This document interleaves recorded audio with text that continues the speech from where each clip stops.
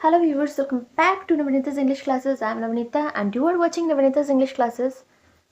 सब आता है एग्जाम में लेकिन टाइम नहीं मिलता इसलिए लिख नहीं पाते, राइट? सो आज के वीडियो में मैं आपको कैसे आप इजीली एग्जाम के उस टाइम के अंदर कैसे आप इजीली लिख पाओगे यही बताऊंगी. So stay with me, don't worry. इस वीडियो के अंदर मैं आपको कुछ ऐसे टिप्स दूंगी जिसके थ्रू आप इजीली मार्क्स स्कोर कर पाएंगे.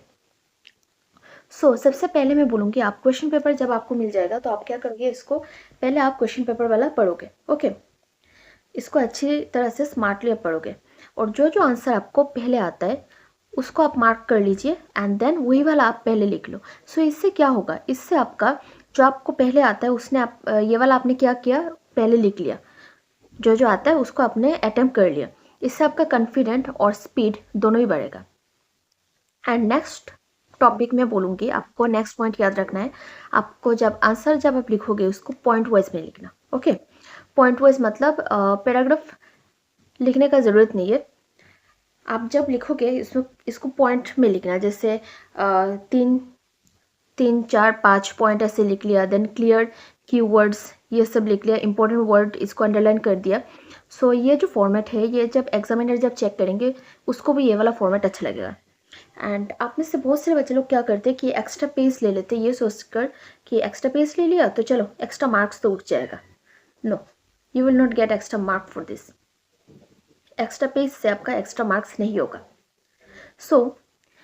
इसीलिए आपको क्या करना है, आपको एक्स्ट्रा पेज नहीं लेना है. Don't think that you will get extra mark for extra pages.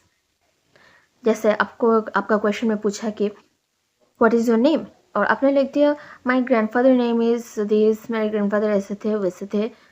Don't think that you will get mark for this type of things. आपका जो एग्जामिनर जो है आपका पेजेस नहीं देखते. वो जब चेक करते हैं तो क्या करते हो, आपका कंटेंट देखते हैं कि आपने कैसा लिखा. आपका कंटेंट वाला चेक करेंगे. आंसर क्या करना है, आपको रिलेवेंट पॉइंट में लिखना है. देन कीवर्ड्स में लिखना है. क्लियर एक्सप्लेनेशन होना चाहिए. 2-3 स्ट्रॉन्ग पेज 5 अननेसेसरी पेजेस से बेटर होता है. ओके, एंड देन मैं बोलूँगी कि आपको क्या करना है, आपको टाइम डिवाइड करना है. क्वेश्चन पेपर मिलने के बाद क्या करोगे, आप टाइम वाले डिवाइड कर दोगे. ओके, जैसे एग्जाम शुरू होने से पहले आपने 2 मार्क्स के लिए जैसे 2 मिनट ऐसा टाइम छोड़ दिया. ओके, आपको एक क्वेश्चन लेकर ज़्यादा टाइम वेस्ट करने का कोई ज़रूरत नहीं है. जैसे जो नहीं आता वो वाला आप लास्ट में अटेम्प्ट करो.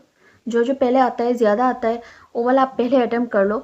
आपको जैसे 2 मार्क्स का आंसर है इसको 2 मिनट देना है बस. एंड देन 5 मार्क का आंसर है इसको 6 to 7 मिनट्स दे दिया. 10 मार्क्स का आंसर है 12-15 मिनट्स. और इससे भी अगर कम दे पाए तो आपके लिए बेटर होगा. और लास्ट में बोलूँगी पैनिक मत हो, बिल्कुल भी पैनिक मत हो इस एग्ज़ाम में. और एक चीज़ आपको याद रखना है कि एग्ज़ाम दे रहे हो इसका मतलब ये नहीं कि फास्ट लिखना, मतलब ये नहीं कि लंबा करके लिखना. इसका मतलब है कि स्मार्टली लिखना. जैसे पॉइंट वाइज में लिखो. पॉइंट वाइज में लिखने से आपका जैसे 5 पॉइंट्स है, 5 मार्क का आंसर है तो इसमें आपको इतना लंबा पैराग्राफ लिखने की कोई ज़रूरत नहीं. 5 पॉइंट दे दो, इससे भी आपका मार्क्स स्कोर हो जाएगा.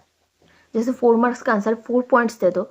जो इम्पोर्टेंट है उसमें इंपॉर्टेंट देकर, जैसे कंटेंट है उसका जो कंटेंट है जो पूछ रहे रिलेवेंट टॉपिक है वो वाला आप लिखो. आपका मार्क्स इजीली उठ जाएगा.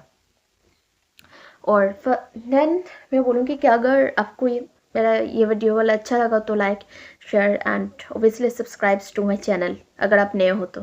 Thanks for watching.